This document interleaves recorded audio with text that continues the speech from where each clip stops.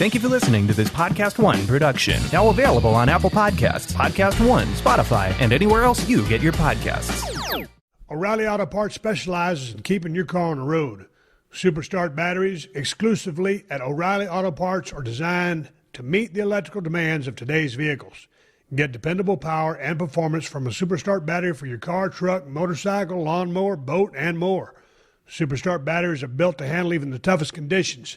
Not sure how much life is left in your battery? O'Reilly Auto Parts can help.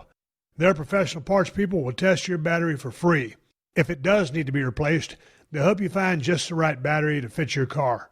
Visit O'Reilly Auto Parts today, and their professional parts people can test your battery or help you find the best Superstart battery for your vehicle. Stop by O'Reilly Auto Parts or visit O'ReillyAuto.com, because I said so. The Steve Austin Show is brought to you free today by our friends at BetOnline. Get in the mix at betonline.ag and use the promo code podcast1 for your 50% welcome bonus. BetOnline, your online sportsbook experts and exclusive partner of Podcast One Sportsnet. The following program is a podcast1.com production.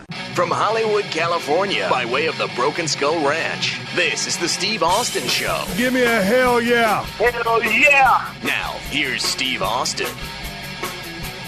All right, I'm sitting down here at the Broken Skull Ranch down here in South Texas, talking to a man coming from, where you at, Mick, Long Island? Yeah, back home in Long Island. Now, what's the correct way to say it? Because when I talk to Taz, he says he's on Long Island. Are you in Long Island or on Long Island? I make it a point to say I'm on Long Island. I think either one works, but I'm pretty specific about you're on the island, not in.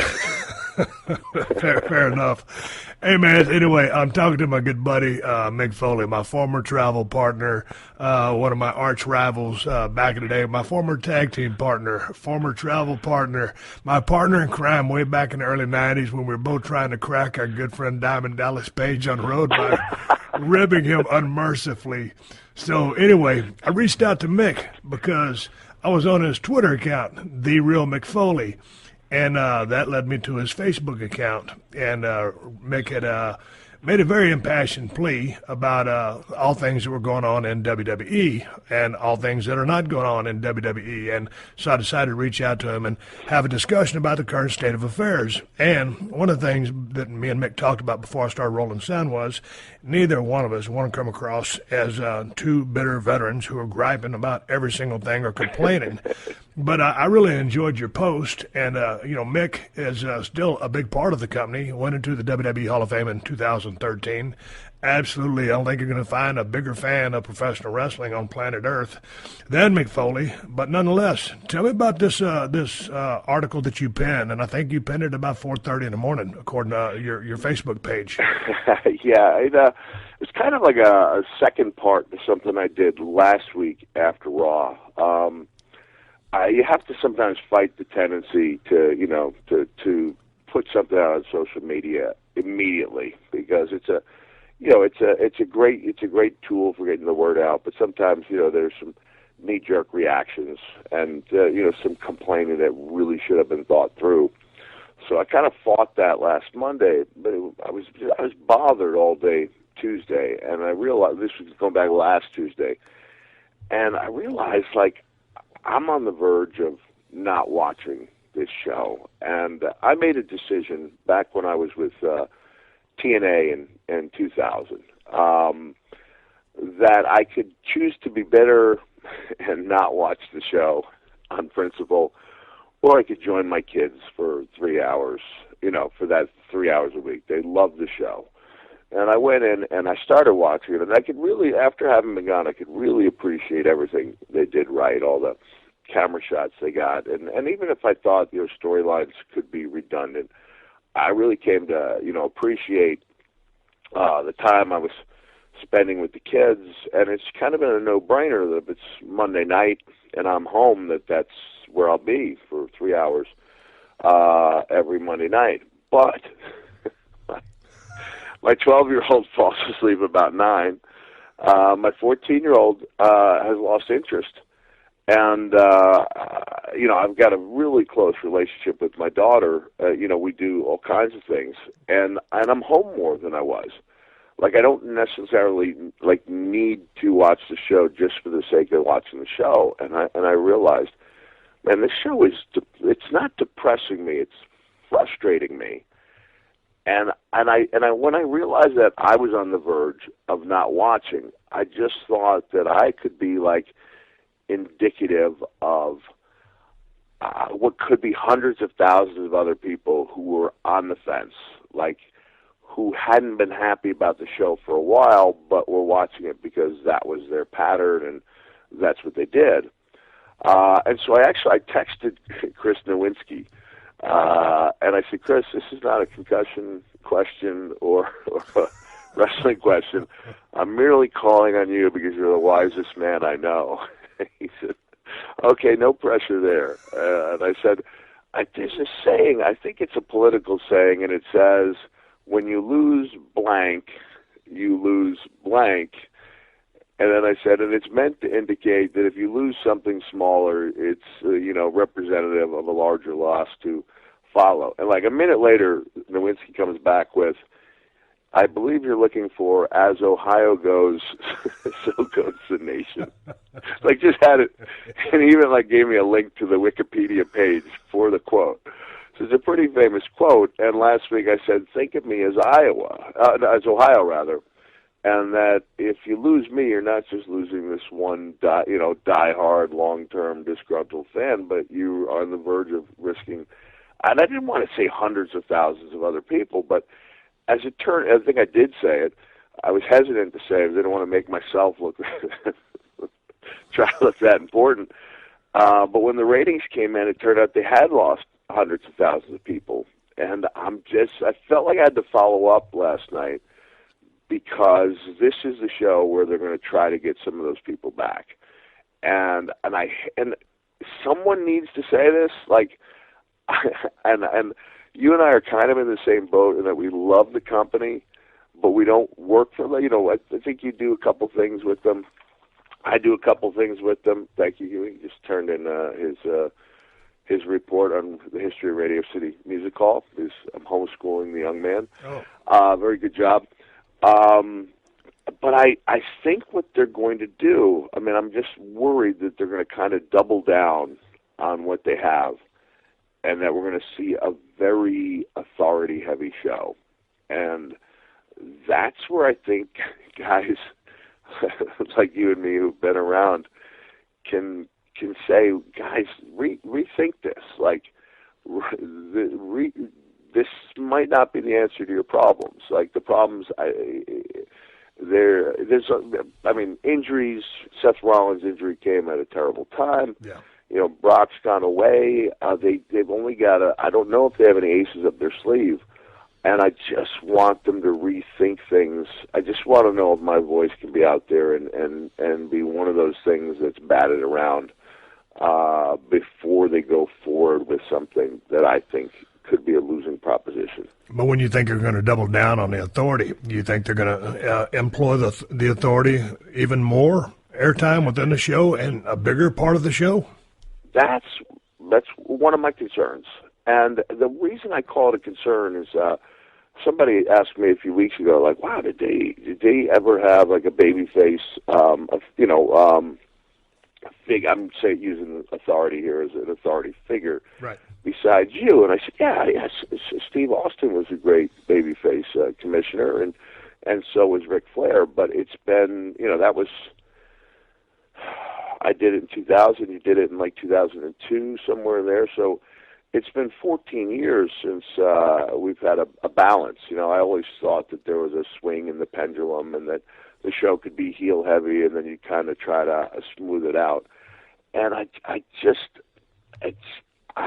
see Hunter, and I see the guy who breathed life into NXT. I see Stephanie, and I see this in my. I've always liked Stephanie. Always thought the world of her, and I see this person who does great things for Be a Star, for Connor's Cure, and I think it confuses people. It's hard to really dislike this guy that's kind of built NXT from the ground up. it's hard to really dislike Stephanie, and I hope that's not nitpicky. But I think and you know from having worked for some of the really good bookers over the years that, with the exception of Rip Rogers, I think every booker pushed themselves because, strong personalities tend to believe in their own abilities. And but now you're in a position where the strong personalities are not on the marquee for the house shows or the main events, and that's my worry, that they're going to double down with this, with the authority, and I'm not sure that's what people want to see. Yeah, but it's interesting because the authority's not going to draw any money on the house shows. And I thought maybe, because I never really got a clear explanation of why they broke up, me and Eric Bischoff, when we were the co-GMs, because it was highly entertaining. I really enjoyed the chemistry and working with Eric, man. It was a blast. But, unceremoniously, they just split us up. I never really got an explanation, and we went down the road. Well, we were good for TV, but we weren't drawing any money in the houses. So from that standpoint, I could see it. So when you look at the authority now, it's not drawing money for you in the houses. Then from a TV perspective, to your point, the authority has been around so long. And, I can dislike Stephanie as a heel because she's so good. She's such a great promo and such a dynamic presence. She has so much charisma, and she can focus in like a laser. And Triple H, to your point, he built NXT. It's just the fact, and I can dislike him too, from a character standpoint, and with all his other accomplishments considered. It's just the fact that it's the same old, and it's always trying to, it's like I had to deal with Vince, and I guess that had been done before, but we took it to a whole new crazy level. Then it was time to get off that and go down a different road. It's just the fact that this has been going on for so long, the same old.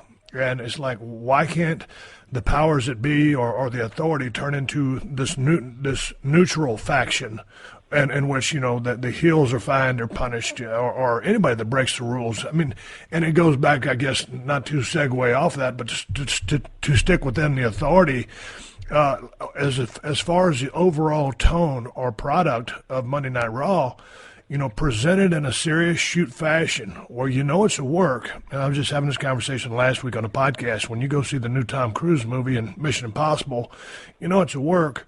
Tom's not really doing this, but they're setting it all up so that you can suspend your disbelief and buy in. And so just from the top to the bottom, I think the storylines just in general have been, so sugar-coated and nothing of real substance. It's hard to suspend disbelief. And it's not really a heat-based show. And there's, even when Seth, before he went down, as great of a worker and performer is inside the ropes and in the ring, he didn't really necessarily have a ton of heat. I haven't seen anybody really have a ton of heat in a long time. Man, I don't think they're booking heat.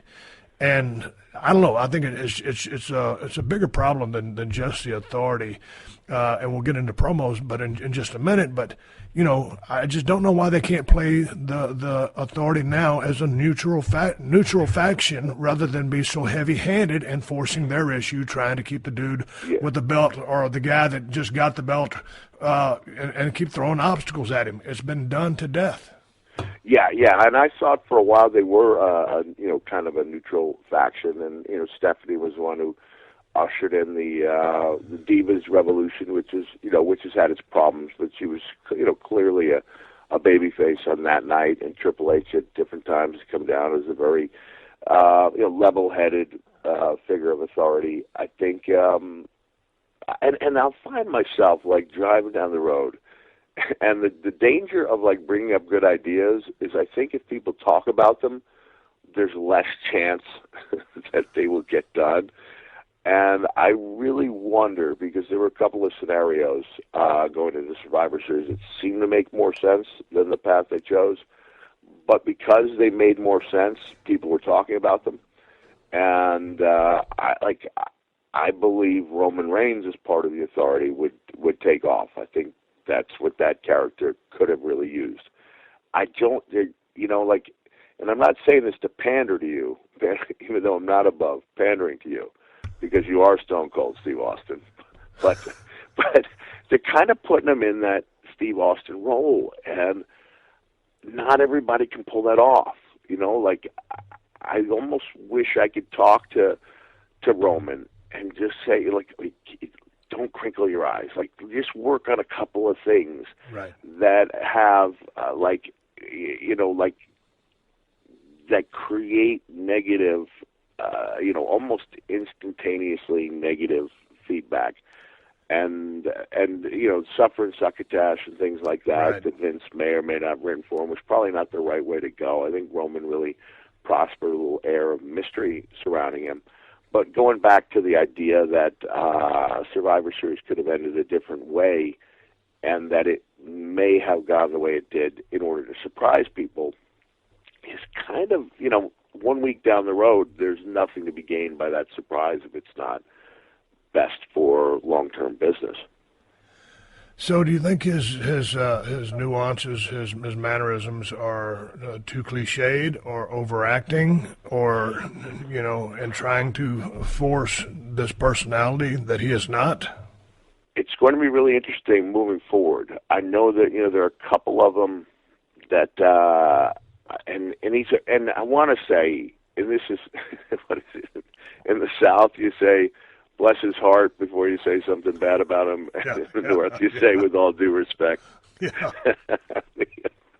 He's a good guy, and he's a hard worker, and he's and he deserves a top spot. I think even if it was something like, and I'm not a believer in taking people to acting classes, but I think if you were to show him some things and say, he told me to call him Joe when I met him. That's what I call him. I believe it's his middle name. So, Joe, these expressions are killers. Like you are too handsome. Like you look great. There's an art to getting sympathy. Like he's got a couple strikes against him because he is a handsome guy, and he looks like he's carved out of granite. He's got to find another way to connect with people, and to make a couple of expressions that are instantly off-putting is not the way to go. If the authority wants to throw a ton of heat on him, it's possible, that he can come out on top. Putting him in the Stone Cold Daniel Bryan role, I don't know. I remember and I remember my kids coming home, and I talked about this last time that I was on Raw, which was October of 2014, and they'd just seen the Shield for the first time, and they were like in awe, like, Dad, these guys are amazing, and they were, they were incredible, and there's money in a Shield reunion. I think there's money with Reigns and Rollins. I think there's money in Rollins coming back. I would not bet against that guy being ready for Mania, as much of a training maniac as he is. So I think there's a lot of positive things on the horizon. And when I'm driving on the road, thinking about this stuff, I'm like, what if Shane O'Mac came back? There are a couple of those, like, oh my God, moments that you could throw into the mix, and really get people talking. I don't know if they have any of them lined up. And but Mick, do you feel like these guys are being coached up too much as far as how to react? And it's almost like they're overdoing or overacting in almost every regard to try to enunciate or with a facial expression, oh, this hurts, or oh, this is the thrill of victory, or oh, this. It just seems like it's a little over the top, and I think if you go back to when you started, I mean, training with Dominic DeNucci, I mean, probably very humble beginnings, low key, and learning the ropes, and you weren't really coached up or given some pep rally or speech to fire you up, but you went through the paces, you learned how to sell, and to me, I think they're coaching them to do all these things, and it just creates kind of a caricature of what you're actually supposed to be doing. It's almost like pretending to be a pro wrestler than being one. And there's a fine line there, but there is a difference between the two. And I think there's you and I have talked about this before, about the art of the promo and how good things were. And I don't mean to say we never had bullet points, or there weren't times when I had specific lines, especially if I heard that Vince wanted me to get a specific line, and by God, I was going to get that line in. But we had this freedom to improvise, and therefore I think, take you and me in the ring with a promo. I was reacting to things you said because I didn't know exactly what you were going to say. It wasn't a rehearsed action with known words and right. And therefore almost scripted outcomes. And I just I don't know why. And you this is one of the things that I appreciate you hammering this home on your podcast. It's missing from the product. And I know Vince was there when we were breaking ground every week. And I threw in the phrase, swinging and missing, because I think it's important, that people not be afraid to make mistakes. I think that's one of the great learning tools. So when I did, I'm very fortunate to do a special for the network based on the one-man show I brought around, and the knock I think I had on the company, I'm not sure if this part aired or not, if I actually said it on the night it was taped. I said that, and I come to think of it, I think I specifically left out the knock on the company knowing they were filming it. But I said, when you script things, you do take away, the chances of disasters. And then I'll joke and say, we're not likely to see another Mark Henry date go terribly wrong, in our lifetime. But at the same time, when you try to eliminate disasters and you try to eliminate the chances that guys like me and The Rock will go 14 minutes overtime on a, turn a 12-minute segment into 26, you also take away that likelihood or that chance, that possibility that something really special will take place out there. And I think if you looked at, your top 10 promos or my top 10 promos or the guys of of that era who did some good stuff, in probably half those cases, they were things that kind of took on a life of their own. With Austin 316, King of the Ring 97 being probably the best example of that. I've been having a lot of fun talking about Dusty Rhodes on the road and how much his promos meant to believe it or not, my 12-year-old son just became fascinated with Dusty's promos, the Hard Times promo. Yeah. And what else? And I have this larger point where I'll actually do a little bit of the promo. People who've never heard it are caught up. I do about a minute and a half of the promo. And then I said, if an 18-year-old Virgil Riley Runnels had handed that into an English class, they would have given him a C-. And there would be notes in red paper in red writing saying, Mr. Runnels, technically there were more than two bad people in the history of the world, Yeah. And if we were to construct such a list, it's highly doubtful that American actor John Wayne would actually be on it. But at the same time, you couldn't have Vince tell any of the guys, and the writers worked their butts off, and it's a thankless job, but you couldn't tell one of those guys, I want a Hard Times promo. Right. Go in that room and deliver. You couldn't do it. I still believe in the heart and soul of the promo and the way that guys like Dusty were able to breathe life into these into the words. This is the Steve Austin Show.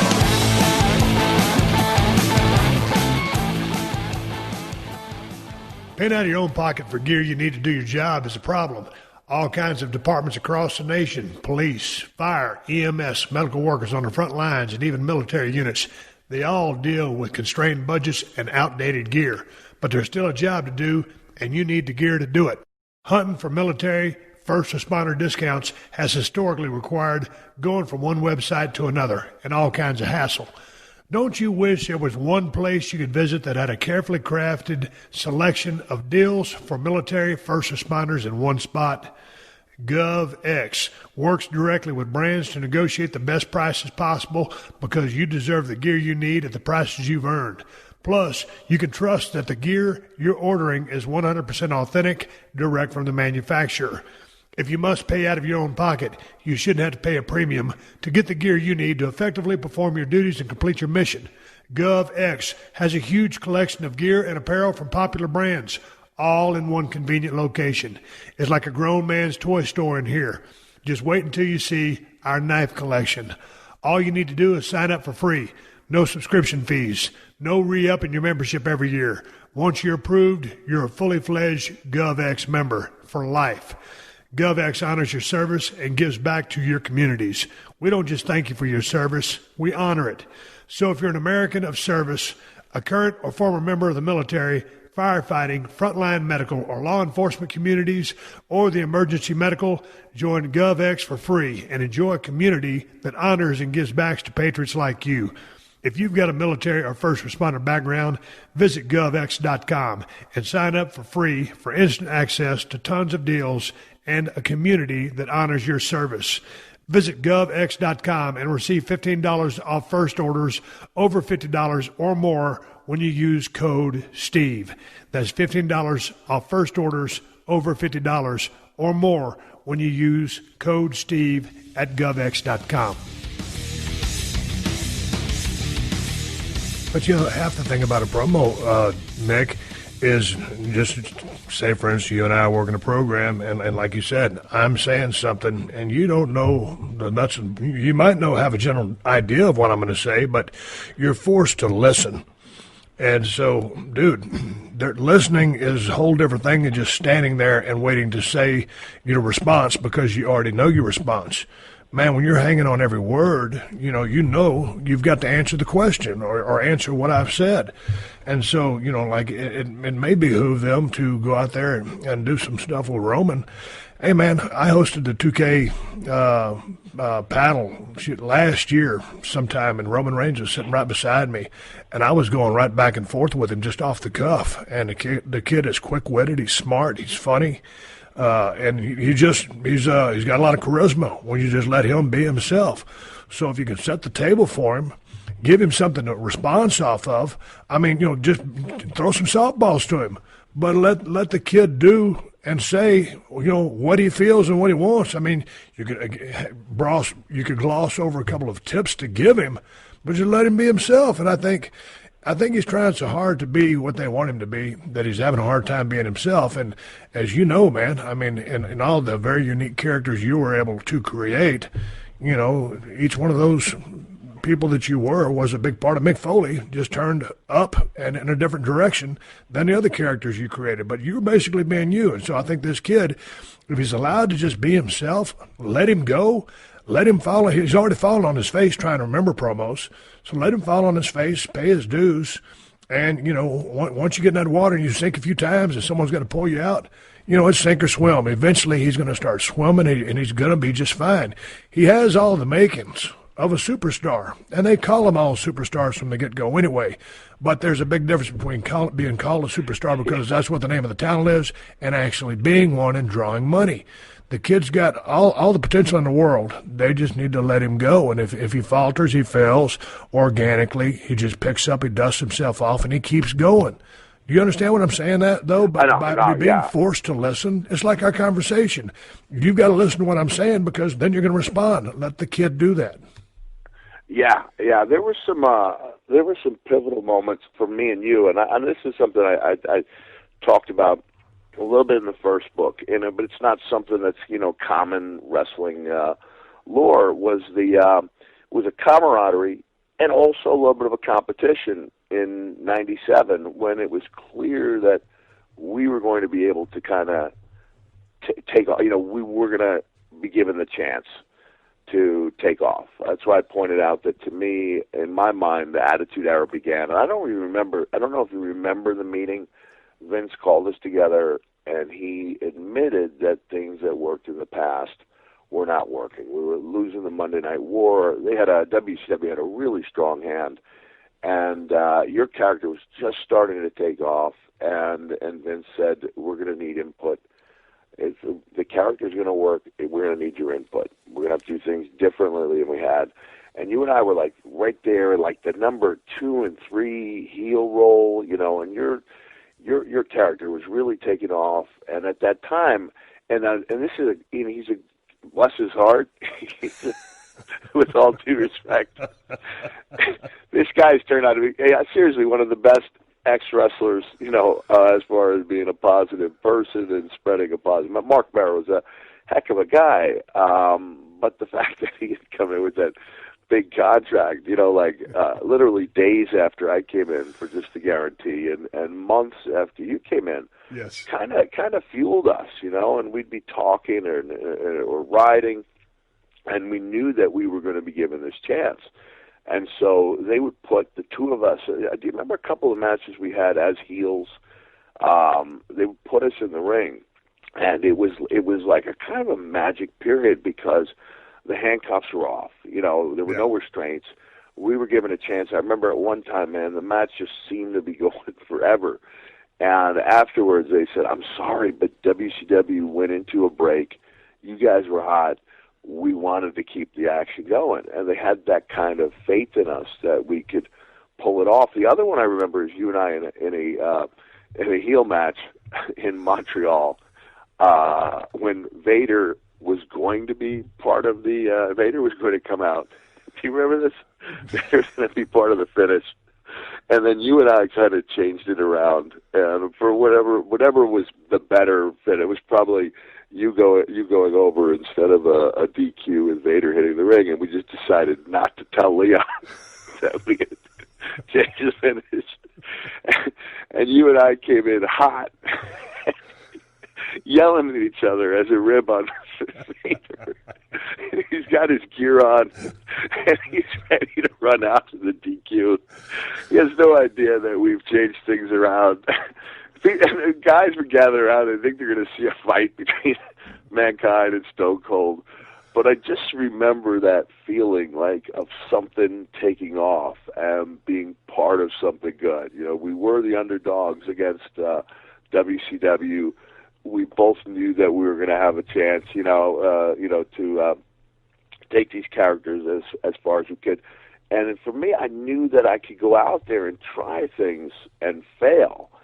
And not be reprimanded for it, because there was an understanding that it was more important to try and fail than to stand in the middle of the road. And I'm quoting Mr. Miyagi here, but I think that advice is kind of timeless. You know, you stand on one side of the road, you're fine. You stand on the other, you're fine. Go in the middle, and you're squashed just like a grape. And I guess in a sense that's what I'm talking about, the 8-8 booking that WWE has favored for a while, that's seeming to hurt them with the loss of the big stars, that we're trying to, we got a bunch of 8-8 guys that we're trying to, that we're supposed to take an interest in. Referencing the 50-50 booking. Yeah, exactly. Right. This is the Steve Austin Show.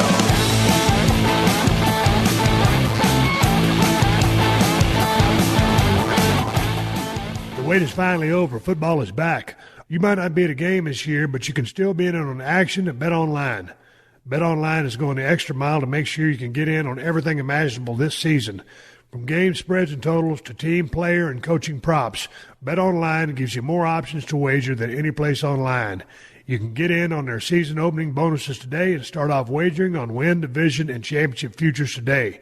Head to BetOnline online today and take advantage of all the great sign-up bonuses. BetOnline, your online sportsbook experts. The Steve Austin Show. The Steve Austin Show. With watching the show, Mick, and as you know, WWE strives to put on the absolute best show they can every single Monday night. Whenever SmackDown is, at every show, they try to give you your money's worth, to give you a reason to come back.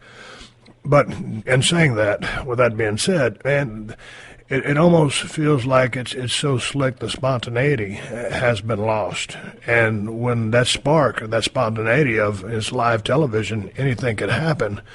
Recently, I've done a few podcasts on the network, and they were live. And then I just taped a few here at the ranch with Ric Flair and Shawn Michaels, and I got a lot of tweets on my Twitter account. Oh, man, it's not going to have the same energy because, it's live. Well, Okay, back to the point of that. First of all, the podcast turned out just fine. You'll see them on a network. Cheap plug. But Mick, that goes with live television, man, and that's the thing. Watching. I'm a big football fan, so last night, Sunday Night Football, anything could happen. On Monday Night Raw, back in the day, man, when there was the Monday Night Wars, you've got trained professionals out there moving at the speed of light damn near inside the ring, guys 200, 250 pounds, telling these badass stories, and you felt, man, if somebody screws up, I mean, it's going to be interesting, or guys will cover, but you just felt like you're watching a true sporting event. And we know the business is a work, but you want to feel like it's a sporting event. Yeah, and this is where I think you and I are both in agreement. There's some phenomenal athletes out there.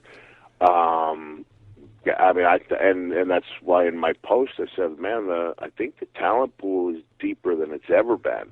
Because of the booking, there are only a few guys who've been groomed to be, successors to the crown, and with a couple injuries, that's hurting them right now. But going back to what you said, there was an excitement. I'll joke around and say that in 2000, this is right after my active days had ended for the first time.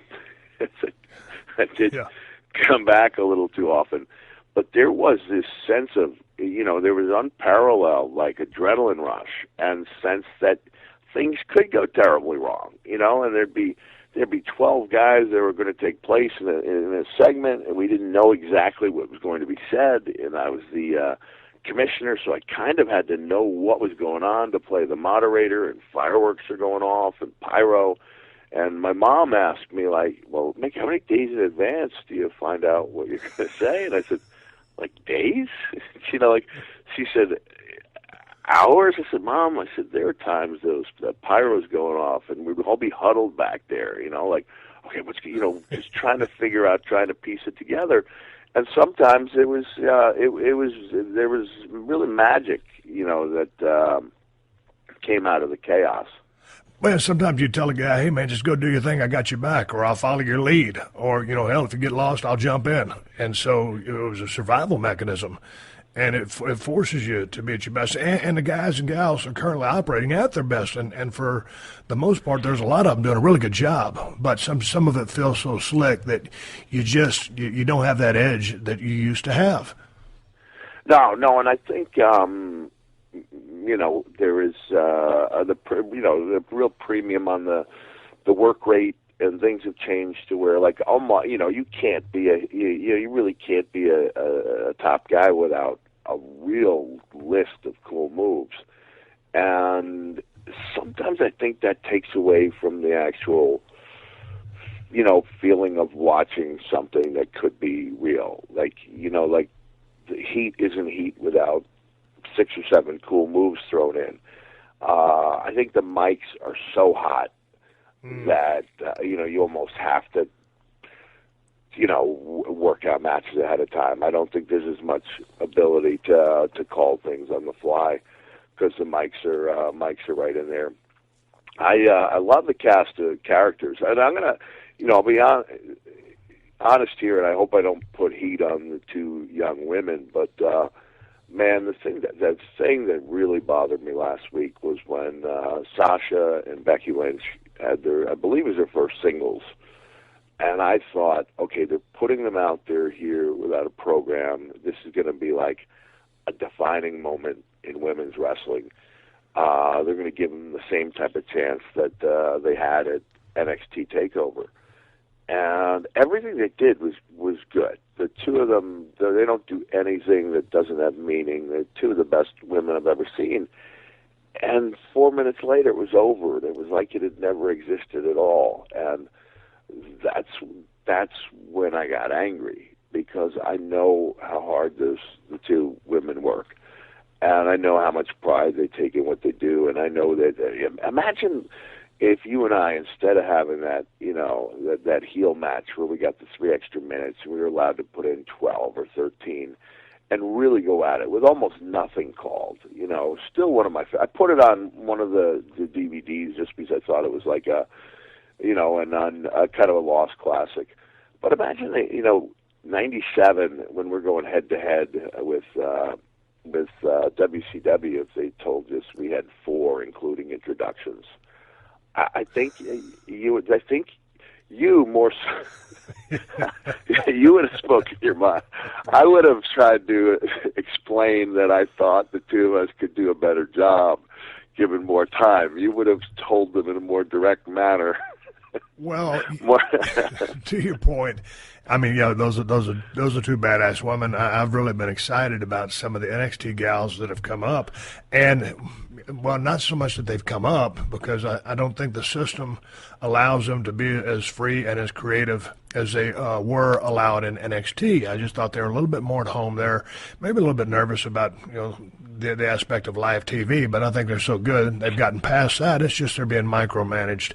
But to your point about being given not enough time, it takes me back to many years ago. I had a Raw match, live to television with Chris Benoit, who could work his ass off. I love working with the guy. And we only had, I think 10 minutes, maybe 12 at the most. But anyway, I was disappointed with the match because I had so much respect for Chris as a hand in the ring. And so the next night we were working SmackDown. I think it was Chris's hometown in Edmonton. And then I think, again, they'd given us maybe 3 more minutes. We're at 15. And I just simply told Chris, I said, dude, we're going to go until I say go home. I said, I'll take the heat. And Chris just looked at me with that snaggletooth and just shook his head and said, okay, because he knew I had his back, because I could go out on a limb there and push the time limit. And, of course, it was an instant classic of a match, not because I'm the greatest worker in the world, because he was who he was. It was his hometown, 10 German suplexes. I said, I don't see you getting a comeback in this match. Here's your comeback. And he goes, he starts shaking his head. And so, but anyway, to your point, it was like, yeah, you got 4, you got 2 badass chicks like Sasha and Becky Lynch. And all of a sudden, 4 minutes with entrances, you kind of hamstring them after everything. They've come so far. The cream has risen to the top, and these gals are actually doing pro wrestling matches, in my opinion. And then all of a sudden, you hamstring them with 4 minutes. So that's disheartening. Yeah, and Why even do the match? 4 minutes. I know. You're trying to build, and then all of a sudden you throw a roadblock at them. 4 minutes, and then to their credit, they didn't try to go out there and put 8 minutes worth of stuff in a 4-minute match. To their credit. Yeah, and they had a very everything was about as good a 4-minute match as you can have. Yeah. And talking about these women, Mick, here's one thing I've noticed about, in particular, Charlotte, Sasha, Bayley, Becky. I may be missing on one of them there, but man, these young ladies are working more like the boys did back in the day than the guys are now, because they're working off pretty much kind of like a shine the baby up, a little bit of heat, hope spots, go home is what it is. Work a body part. He'll get real heat. She's devious. She's mean. And a lot of times when I'm watching the guys, it's segmented work, Mick. It's you get a couple spots. It's 50-50 work. And so then all of a sudden it comes time for the heat. There's no real heat, so there's no real need for a comeback. But then it's the gratuitous 3 clotheslines, almost slapped the Matt Bryan Pillman style. But there's no anticipation of the comeback because nothing meant nothing to begin with. So there never was a story that was told. And I think, when you talk about heat, like Sasha does such a great job. And I'll find myself, when people say, who reminds you, the comparisons are usually like, Ambrose, Bray Wyatt. And I'll go, you know what? I watch Sasha Banks and I say, like, why didn't I think of that?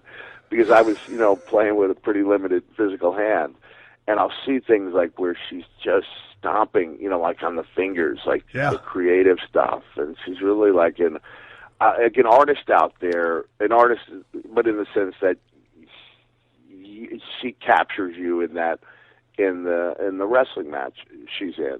And, guys like you and me can look and go, how did she do that? I love it. And I just...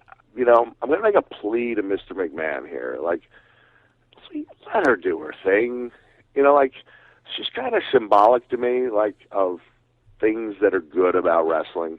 The 4 divas you mentioned, or 4 women's wrestlers are as a whole. But I've associated with Sasha since, when I say associated, like, with the with the character. Yes. Ever since I saw a picture of her as a teenage girl visiting me, I had no idea that she was in the room when I did my pre-tape with Snoop Dogg in 2008, and she was too shy to say hello. She's like this kid living a dream. She's got this character that works. Yeah, the boss. And I think she's being messed with. And it's like, if you have someone who's there, who's firing on all cylinders, don't. And I'm saying to Vince, this is probably going to get her more heat. Just like, don't leave her alone. Let her do her thing. Yeah. Don't tell her, because you're 70, Vince. She's 23. You don't speak for everybody out there. Just because you don't get it doesn't mean it's not there to be gotten. When you have people chanting, "We want Sasha," it's not without reason. Like, please, Mr. McMahon, please leave me. Like, just leave her alone. Let her do her thing. If they want her, give her to them. Let her do the thing. Like, we're looking for future faces of the company, and here's one of them. And it's like, Steve, part of the reason I threatened, to stop watching is that makes me sad. Like, it makes me sad to see someone work so hard, who's there, and is being led in different directions. Remember when you and I hope that Sasha will forgive me for comparing her to Leon White in any way. But do you remember poor Leon? You were watching him work with Shawn Michaels, and of course, they're having a good match. And you said, "Well, kid, Leon's really got that style down." You know the punchline, right? You go, "Leon's really got that style down. Now he's just got to lose 200 pounds to fit it," because this is pre-Attitude Era. I still maintain if Vader had come in during the Attitude Era, he'd be in the Hall of Fame by now. But they had him running laps away, like literally running away from opponents. He everyone was in his ear. He felt like he had to take a bump on everything, and it was just like he wasn't the guy that we all knew he could be. And I'm just afraid that. Go ahead. I'm just afraid that when you take these people who literally held that, they didn't literally, figuratively held 14,000 people in the palm of their hands in Brooklyn, and they deserve, at least in my opinion, deserve the opportunity to get that same chance in WWE, to tamper with that and to mess with somebody's confidence is it's sad, and it's one of the reasons I'm really on the border of becoming a former fan. Okay, but let's go back to Leon. Why do you think when he came in here and Leon again? You know what's sad? The fact that we talk about Leon and we laugh is indicative of how badly because we weren't laughing in WCW. Oh, no. But we both have a ton of respect for Leon. Yeah, of course. As a worker in the ring, man, that dude was badass. I mean, he's one of the best big men in the history of the business and should be in the Hall of Fame. But we also know Leon because we know Leon's actually a big teddy bear. He's one of the sweetest guys in the world. And he could knock your head off with those working punches when he was clubbing you. And you've been on the receiving end of those just like I have. Yeah, and I've been on the receiving end of yours. I knew you were going to say that. Hey, somebody tried to stir up something with me and you on social media, saying Mick Foley's claiming that Steve Austin's working punches were no day at the beach, and I'm like picturing you reading that and nodding your head and be like, "Damn right they weren't," Like if somebody would say like, "Why didn't you say anything?" I'd be like, he was Steve Austin, and I'm not. And Steve, I mean, it's been years. I don't, I'm not above it, but I swear I'm not pandering to you. When people will ask me, what was the favorite character, or favorite time in wrestling, there's different answers in different days. Oh yeah. But there were times when you were Stone Cold, and I was Mankind, where everything we did it was so much bigger. The responses were so much bigger than anything I'd ever like visualized wrestling could be. And it was just, man, it was really, it was really a pleasure to be out there. But with that being said, yeah, when you got that comeback, it was no day at the beach.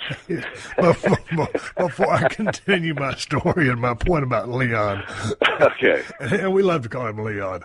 Before we get back to Vader, I question: were my working punches that stiff? For you, okay. I want 100% honesty. All right, not as stiff as Vader's. Because yours tended to pick up velocity during the comeback. You believed, which was part of what made it. Yeah. And the more you believed, the more they hurt. Everything Leon did hurt, yeah. And yours were tended to pick up momentum during the comeback. They were harder than Brett's rubber mallets.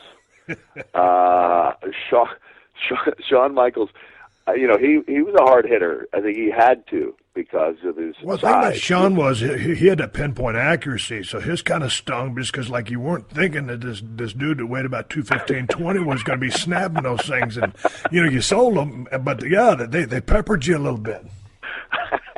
Listen, I think I've mentioned this to you, and I love your show because you treat the business with such respect, but you talk pretty openly, and I was watching. I can't remember.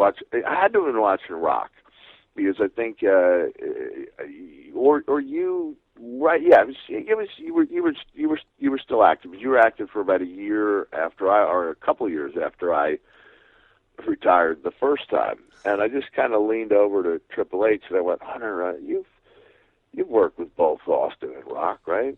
He goes, yeah. What's the major difference? And without thinking about it, he goes, Rock's punches didn't hurt at all, and Steve's hurt like hell. And I went, bingo.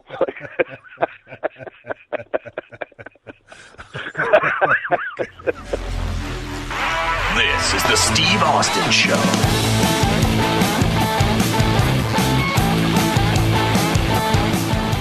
Did you know that right now Geico is offering an extra 15% credit on car, motorcycle, and RV policies? That's 15% on top of the money Geico could already save you. So what are you waiting for? Your dog to make you breakfast in bed? With Belgian waffles and a fresh fruit compote? As nice as that sounds, that's probably never going to happen. But at least there's never been a better time to switch to Geico. Save an extra 15% when you switch by October 7th. Visit geico.com to learn more. Why did Leon come in here walking on eggshells? And was it because the first few matches he had with Shawn, he was lighting his ass up, and then Shawn went to the old man, and of course, Shawn was the guy, and so you can't pepper the guy, and man, it was just, right after that, it just seemed like Leon just never recovered from that.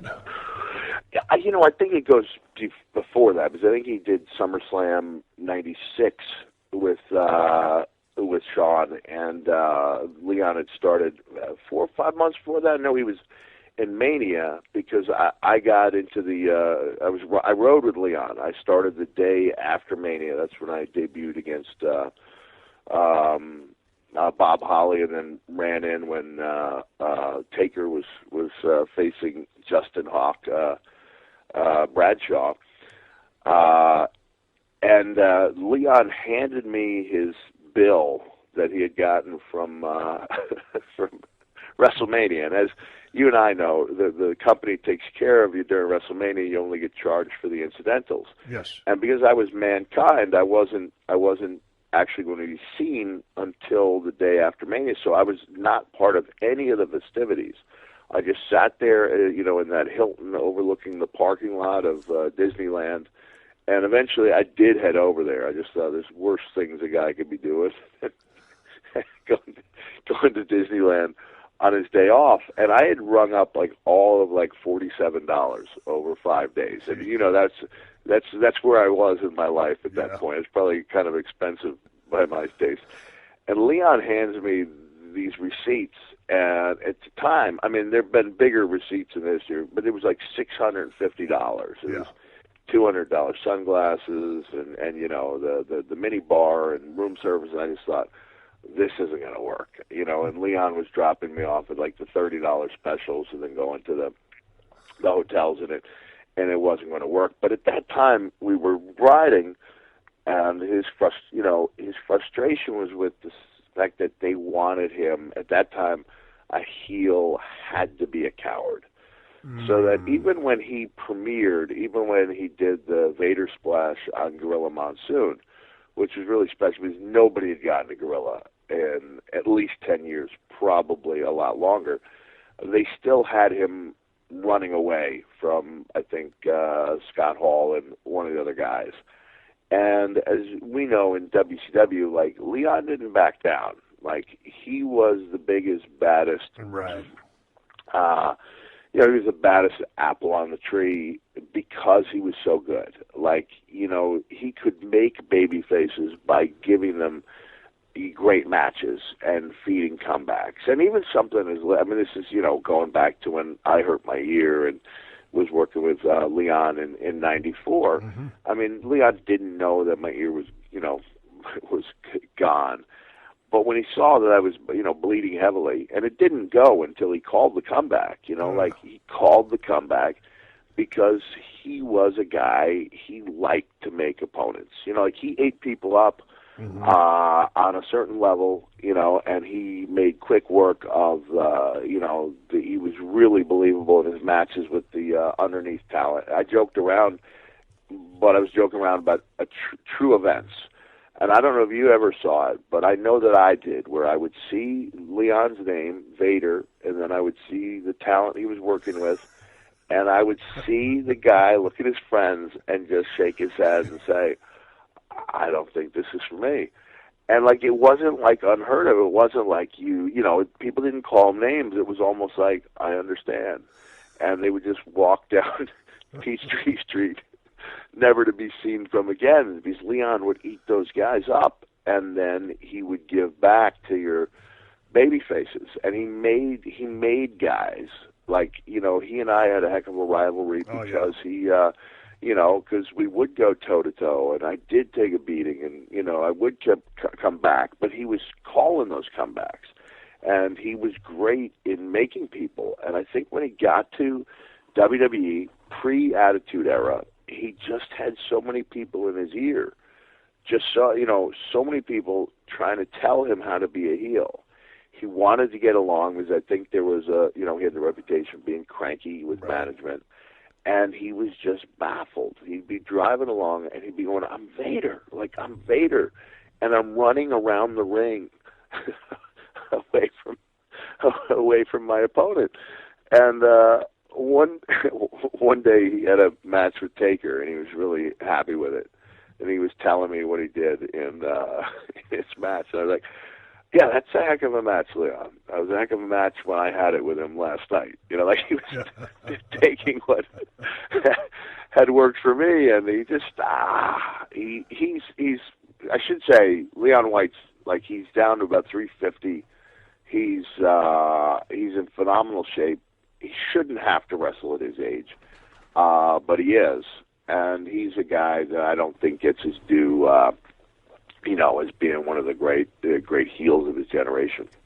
No, the dude was great. I guess I was leading into, he was walking on eggshells, and again, it was the confidence thing. They wanted to be a backpedaling type heel, which at his size and weight and his mean streak that he had, that wasn't who he was. But in trying to function in the system, it didn't work out so well. But do you feel like today's roster is walking on eggshells? I see your dude. There's nowhere to go.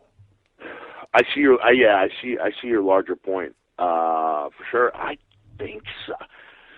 I think so. You've got to get in your mandatory, cool moves. You got to get the oohs and ahs, and I think it's hard to go out there. It's really hard to go out there and assert yourself with other people's ideas.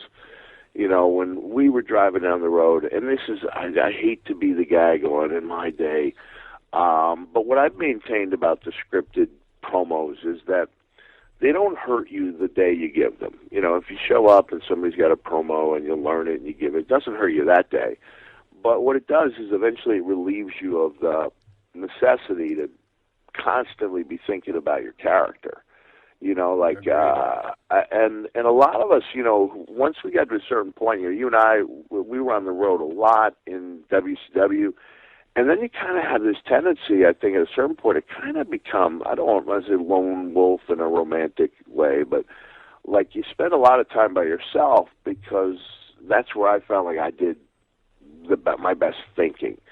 You know, like you're off and you're really dedicated to that, to the character, and if you wasn't in a car, then you'd have to find a hotel or just find your own way of getting into that space where you were thinking about those promos, you know, almost 24/7. And I joke around about my wife, you know, like literally like shaking me, you know, like when I was in public and going, yeah, you're cutting promos, aren't you?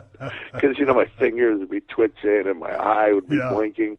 But I was always in that place so that, like, you know, if you and I got in the ring and we had a promo together, then it was, I compare it, I know I'm kind of jumping around, but after I had just failed as miserably as anyone can fail at anything on stage at a comedy club, about 6 years ago, if Judah Friedlander, Judah's a huge wrestling fan, he was on 30 Rock, great stand-up comic. If Judah hadn't been there, like I wouldn't have ever gone on that stage again. That's how painful it was. And he was like, dude, it's not as bad as you think. And I went, Judah, oh my God, it was awful. He goes, dude, don't get me wrong. Like, you got to find a way to make people laugh. He said, but ordinarily, if a guy goes 4 minutes without a single laugh, they're dead. He goes, but people are actually listening to you. And then he took out, like, these index cards that he carries with him.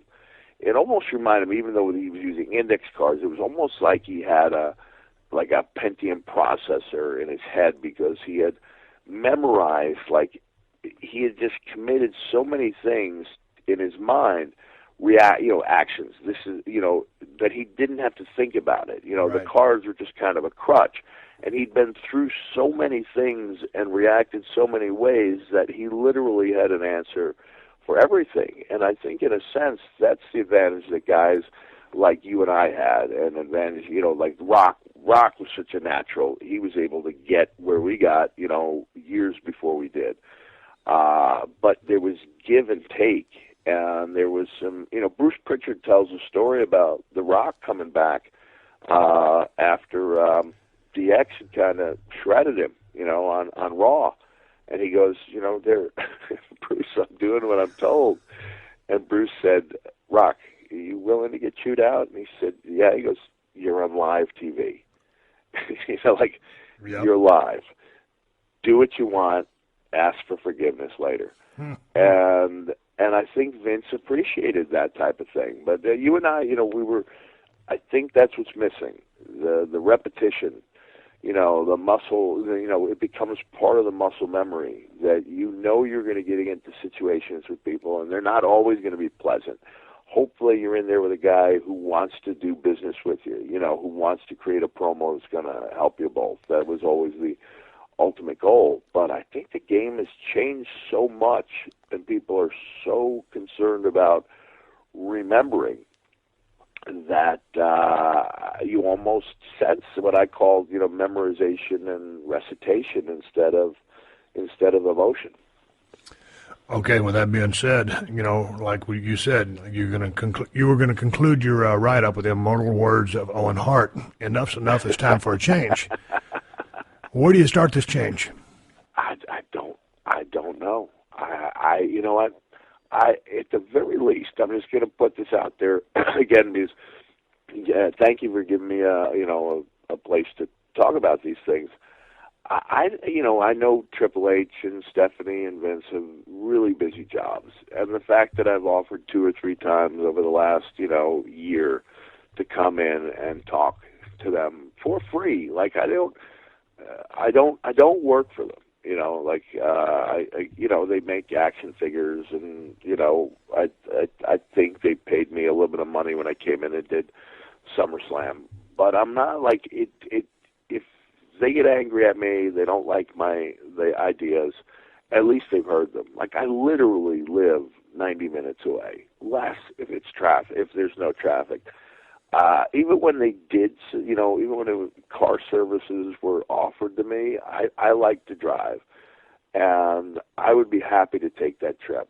I think they need to hear some of these viewpoints. I'm not saying that the place to start is talking to me, but I think they could do worse than to sit down with guys who've been there and who've been successful and talk to them about the product. Not in a confrontational way, but just in a way that's conducive to talking. I mean, and just then I at think least they gotta devil's advocate, at least. Yeah, exactly. And just if I could, impress upon them the difficulty of wrestling in handcuffs. Not literally, because I did do that. I did do that twice. I know what you mean, though. But when you're going out there and going back to what I said in my article about performing not to, there's a difference between, and I've talked to athletes across the sports spectrum about this, when they say they're playing not to make mistakes as opposed to playing to win. And I know, I'm nowhere near as big into visualization as a guy like DDP, but I remember there was this guy who would come to a town basketball camp. His name was Stan Kellner, and he had developed what he called basketball cybernetics. And I was able to take some of what I learned at his camp. It was amazing. He'd have a guy who had never touched a basketball, the rim, and he would say, I want to jump higher. And I'll be darned if he didn't follow Stan Kellner's steps and jump 4 inches higher than he ever had before. Like, it was just a way of getting belief in himself. And the four, maybe 5 steps were see the picture, think the picture, be the picture. And then the biggest one was don't be afraid to make mistakes. And I think once guys are terrified of making mistakes, like even messing up a word, because and Paul Heyman would be the exception to this rule. Yeah. Because Paul is magnificent, and you rarely catch him in any kind of grammatical error. But in my case, the promos that I'm associated with, like Kane Dewey, are they're grammatically, they're not perfect from an English standpoint. A lot of stopping and starting and random ideas thrown in. But like the emotion that went into him is still valid, 20 years later. And so I think that's the big thing I would say is like let the horses run, let these guys do what they can do. Don't be so concerned with making the show perfect that the show stops being good. When you allow people to make mistakes and have a few failures but pick themselves up, man, to me, that makes them a better entertainer or a better wrestler down the road. Let's wrap this thing up, Mick. I want to talk to you about your website, realmickfoley.com, because you are on the road here in a couple of days. And as we're speaking right now, it's Monday afternoon, but Tuesday you have something called Sock Tuesday. Explain to everybody what Sock Tuesday is so we can help a brother out here.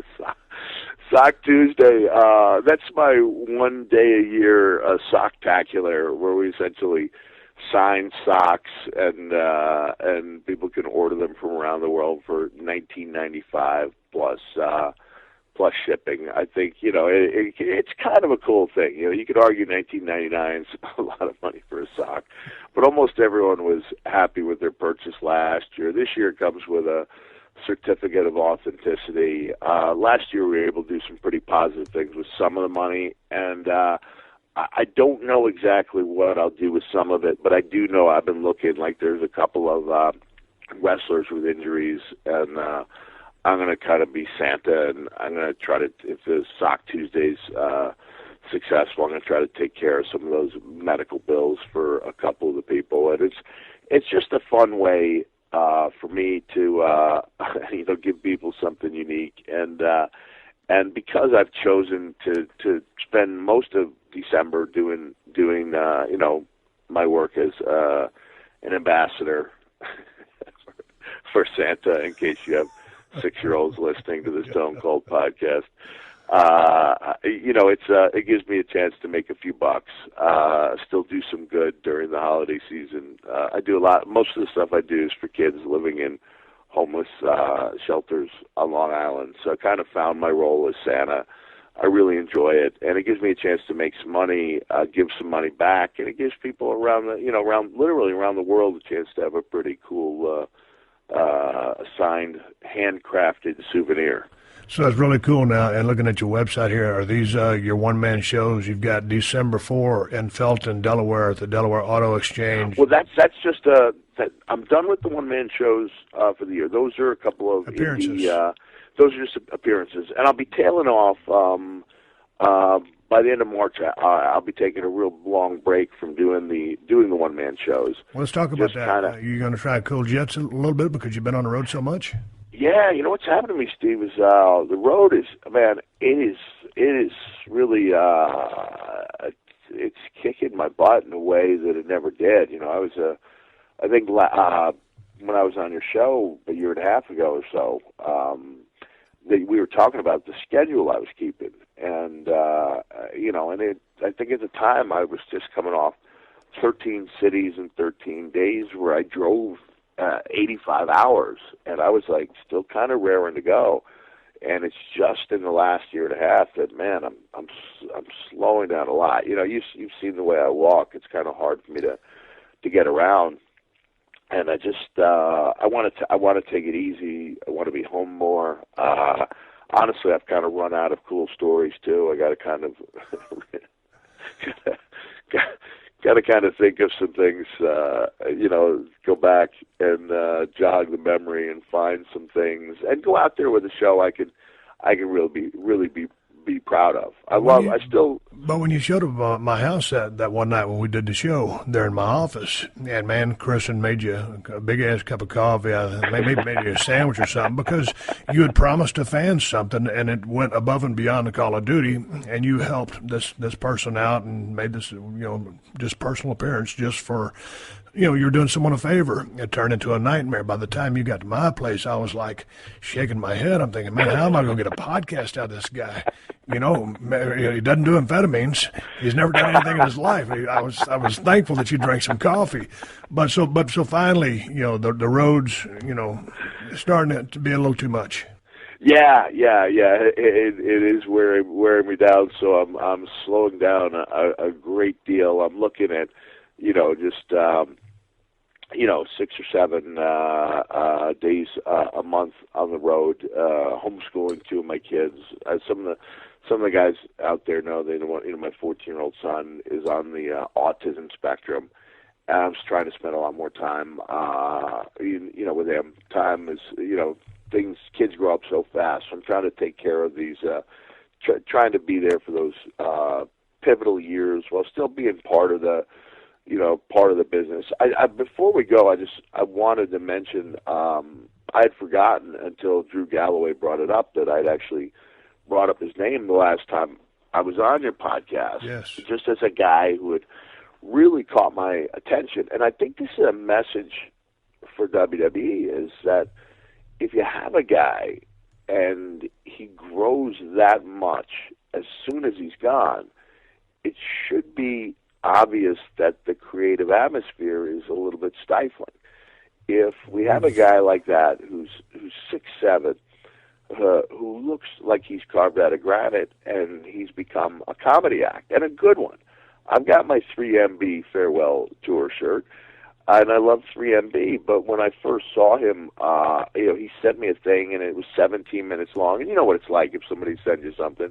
You're much more likely to look at it if it's 30 or 40 seconds long than if it's 17. And it took me like 4 days, and I thought, okay, let me watch this. And I was just looking at my screen going, where the blank did this guy come from? This is not the Drew Galloway that I'm used to seeing. And Steve, I came from Scotland, where I was part of that insane championship wrestling show where they drew over 4,000 people. They sold out the SECC in Glasgow a month ahead of time, and man, I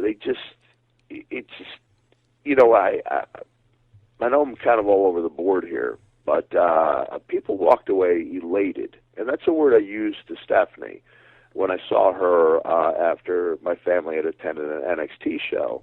And I said, Stephanie, we realized we were all elated, like there was something special about what we had seen. And I compare that to the way people were walking after the Rumble last year. I dropped my kids off in Philadelphia.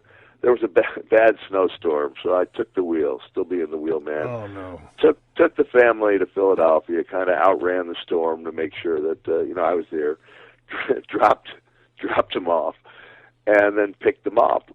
And so I was like about a few hundred yards from the building, and no one needed to tell me how the show had gone. I could tell by the way people were walking that they weren't happy.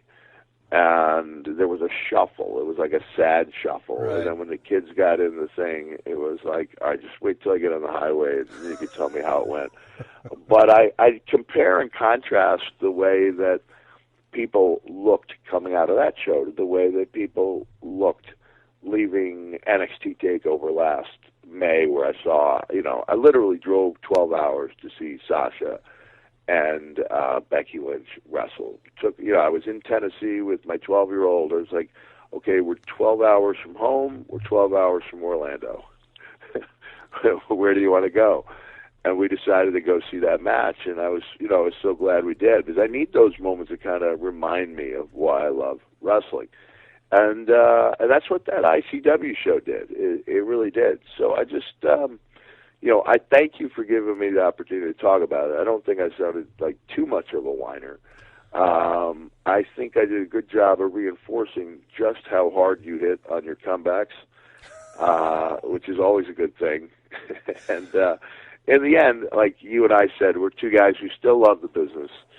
We still want to see it prosper. I'm always going to love the company. And in a weird way, I'm always going to love Vince too. And I wish they'd give me a call every now and then just to come in and talk things over. And as Tony Reali always has on his show on ESPN, they got to correct the facts. I believe at the NXT TakeOver in Brooklyn, it was Sasha versus Bayley, the match you were talking about. But the one I went to in May last year was Sasha and okay. Becky. Yeah, that was in Orlando. Yeah. Okay, gotcha. And if I had one thing to do over, as soon as I heard of Bayley and Sasha were in Brooklyn, I had an appearance the night before. I wish I'd canceled that and really been a part of history. But yeah, so you were correct. Okay. In correcting a mistake I had not made. I'm confused. I failed. I will learn from this failure and move forward.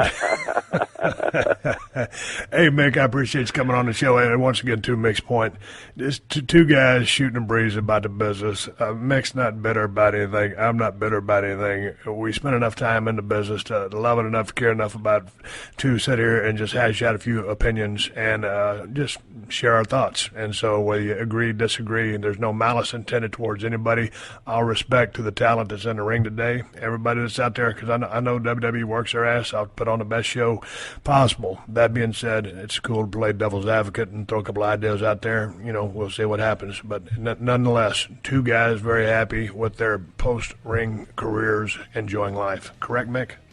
Correct. And thanks for giving me a chance to talk. I appreciate that. And Steve, enjoy Sock Tuesday. I am. I'm going to enjoy Sock Tuesday. I appreciate it, Mick. The Magic Marker fumes are heavy in the Foley air. All right, thanks, man. I'll talk to you soon. This has been a Podcast One production. Download new episodes of The Steve Austin Show every Tuesday at podcastone.com. That's podcastone.com.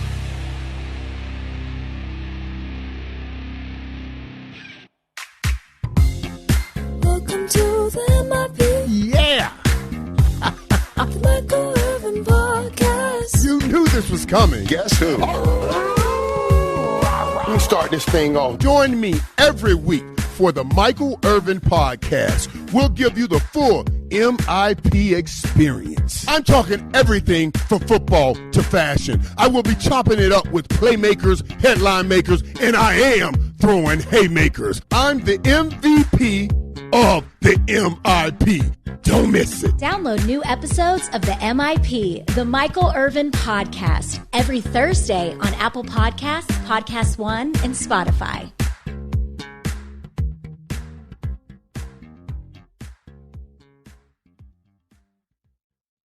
Why is the new Sleep Number 360 smart bed your answer to better health and wellness? It's proven quality sleep. Any more questions? Yes, I'm always freezing, and he overheats. It's temperature balancing, so you can sleep better together. But